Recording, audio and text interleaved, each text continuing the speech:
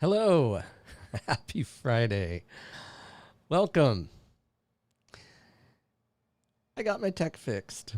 I even figured out how to get LinkedIn to work.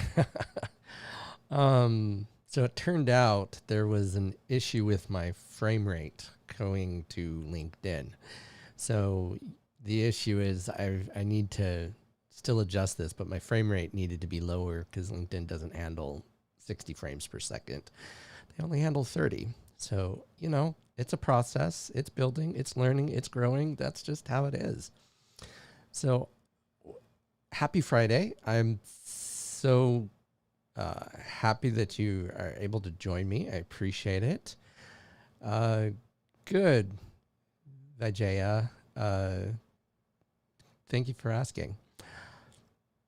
So anyway, thank you for joining me today.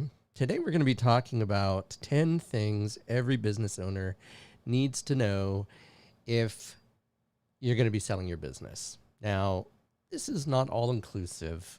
I know I don't have to say that. It should be implied that a live isn't going to go through everything you're going to need to do in order to sell your business, but I just have to say it so that if it's unclear, it's not everything. So if you're new here, my name is Taylor Darcy from Think Legal, where I help you create the business of your dreams, whatever that means. So I am very flexible on how you get to whatever goal you have. My objective is always to work with people and get the goals correct for them, not have my preconceived ideas about what are right for my clients. So I take my cues from you and I make sure that you understand that my end goal is to make you as happy as possible. So also just know that we go live Monday through Friday, except for holidays and the occasional, I've got stuff to do. Like, for instance, next week, what the heck? Something was popping up. Next week, I have jury duty. Dirty duty? Never mind. Anyway, I have jury duty on Tuesday. I thought that was kind of odd, but whatever. It's what it is. So I won't be going live then. And then I actually, that Wednesday, found out I've got an appointment for something else. So I'm actually going to have to delay that stream. Oops. And then the following week, I'm moving offices. So I'm out for a couple of days that week. But I just wanted you to be aware of that. That normally I go live every weekday. But these are just some exceptions that are coming up. So if you're watching these videos or you plan on attending one, please know that you're welcome to watch my channel. If you have any questions or need anything, think of thinklegalpc.com, and we're happy to help you with your legal needs if you're in California. And let's get started.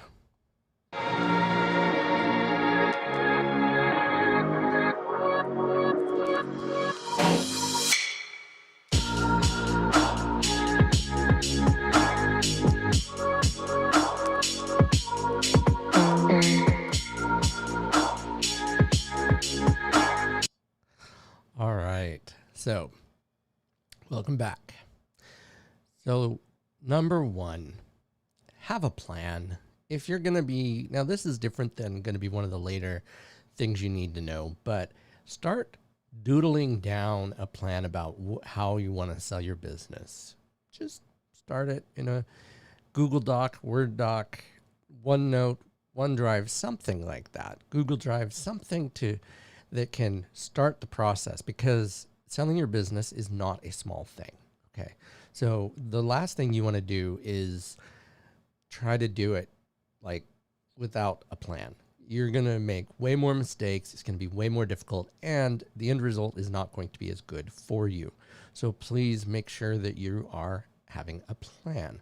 Now, do some research on your own, but there are some trusted advisors that you're going to need in order to be successful. And I, recommend a business broker, business valuation, an attorney, and an accountant. Those are your three, if you will, four.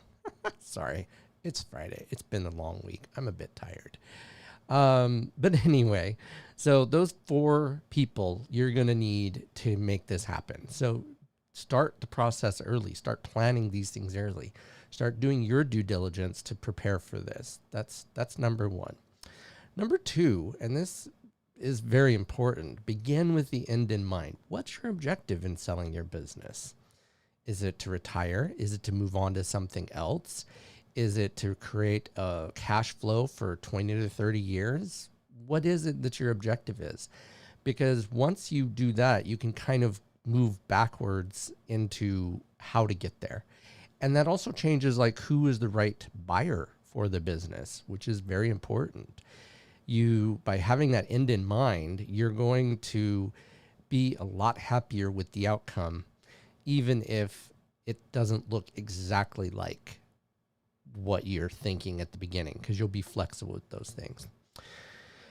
So the next thing is that you're going to want to always be prepared to sell, even when you're starting your business. I know this is going to sound funny, but one of the best ways to ensure that you can sell when you're ready to sell is by thinking of that. This kind of goes into that begin with the end in mind. But when you start preparing to sell by starting, then your thought processes are different. Okay. You're going to make different thoughts and different changes to your business if you're thinking about selling it at the beginning.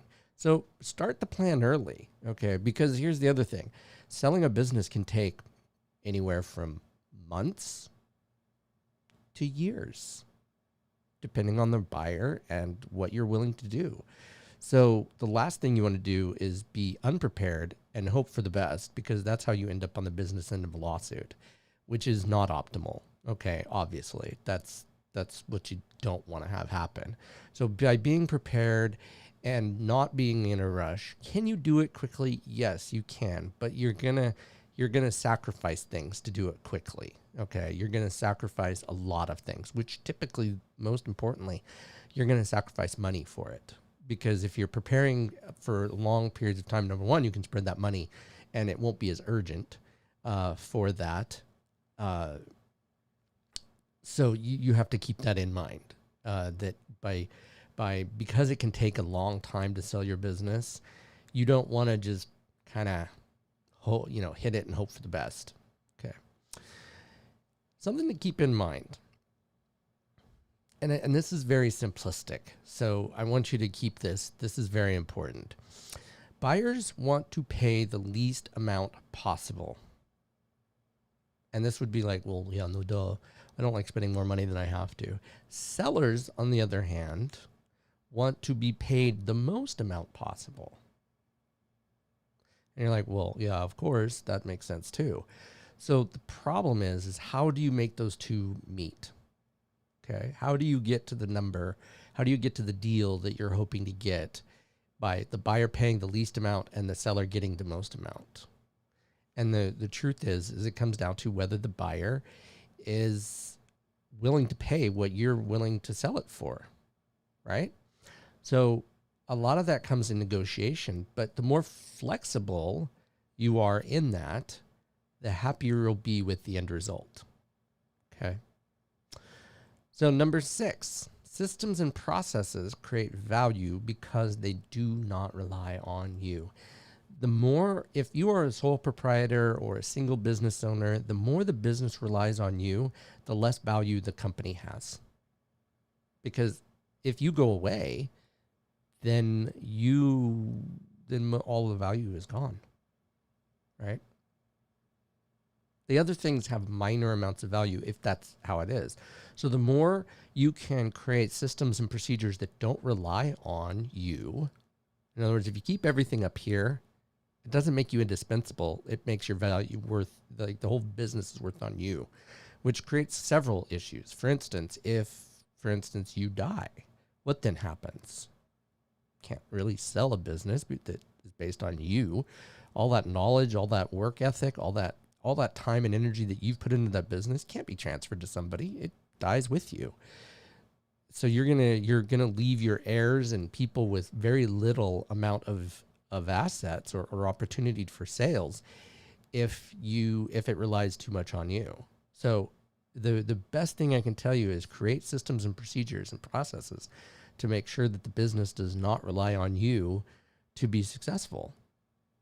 You are going to control the dream, the vision, the direction, but just like a car, you're not in there, running the cylinders, right? You're not in there trying to push the gas up into the manifold to get it to fire, to get it to push the car. No, you're driving. Right? That's how you need to think when you're trying to sell your business. You're driving your business. You're not doing the work to get you there. And great case in point, the more you rely on systems and procedures, because those cars have systems and procedures, right? How they do things, the faster you can go. If you're running, there is a maximum speed that you can run. But if you're in a car or a plane or anything mechanical like that, wow, how much faster can you go, right? I mean, just recently we sent people to space. I'm not going to name names to give them any more credit than they have. But the point is that couldn't have happened if by themselves. They needed something to do it. And that's how you have to approach having systems and procedures in this. If you want your business to really thrive, you need to make sure that you are not the most valuable person in the room. Okay, which brings me to my next point. Employees, for the same exact reasons, create value because it allows the buyer to work on developing. It allows you to be driving instead of working on it. Now, trust me, I understand when you are solo or when you are trying to do your thing, sometimes you have to do it yourself, right? But you can't be stuck in this mindset of, I have to do it myself for my entire business. If you don't hire, if you don't get other people to do things that you could be doing otherwise, you're going to risk that. You're going to risk being successful with that. Because now, again, it's relying on you instead of on those other people that can be, you can have backups, you can have teams. The most amazing, I know this sounds like, well, duh, but one of my colleagues on the internet, we're all business owners at Facebook, I should say. And he said, one of the things I do is I make team goals rather than individual goals so that people are incentivized to work together as a team. And I create backups so that if someone's out, they don't come back to a million emails. I know. Blew my mind. Like, seriously. I'm like, that's so simple and so easy. But I honestly had never thought of that. I mean, I know it sounds like, well, yeah, that makes sense. But how many companies think like that? They don't. It's usually your review, your raises, your goals are all tied to what you do, not to what the company does or what your team does, which creates this effect that says, I'm in competition because if I lose, then you win, and that creates issue for me, right? I don't get as much money because you won and I lost. So it creates a zero-sum game, as opposed to a team goal that says, hey, if I work hard and the other person works hard and we all work hard, then we're all going to achieve something. And that's how we're going to be compensated or rewarded or whatnot. So employees create value similar to systems, because imagine having, redundancy. Redundancy is good to a degree in business. You don't want to have too much redundancy. You don't want to have, like, for instance, 4 people that can do the exact same job unless you have that much volume. But you don't want to have 4 backups to something, because then you're spending money that you don't need to spend. But having 1 or 2 that have cross jobs that can do the same work. So if one's sick, an emergency happens, something where they're not able to do their job, you have someone that can step in immediately and make sure that thing happens. So you've got to look at it as that. And to that point, you need to compensate your employees fairly. The last thing you should be doing is compensating your employees at minimum wage. If you get a minimum wage work, you get a minimum wage effort. If that's what you're willing to pay, you need to pay better. I will not say otherwise. It is too crucial to pay your employee what they're worth, not just what sounds good on paper. Because I guarantee you that if you create enough value and you create loyalty with your employees and they stay with you forever, until they retire or until whenever they choose to leave, you will create a much better environment for success in your business.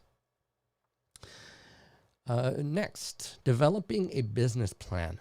So many entrepreneurs just throw that, say, "Nah, I'm not doing it." It's like they're kicking against the proverbial man. And I don't quite understand that, because a business plan isn't for anybody else in the beginning except for you.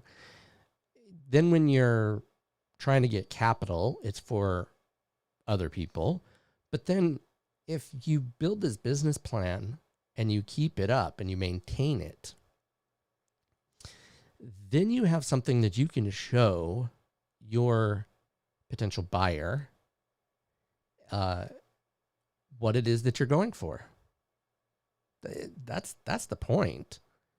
Because if you've developed all these systems and procedures and have these employees in place, that just adds value to it. Because you can say, here's where I see us going. It helps you create that vision for that buyer, which will give them, maybe it's the right move for them, maybe it's not, but at least they'll be able to have that, see that for them. So that's number 8. Be flexible on how you get to your goals.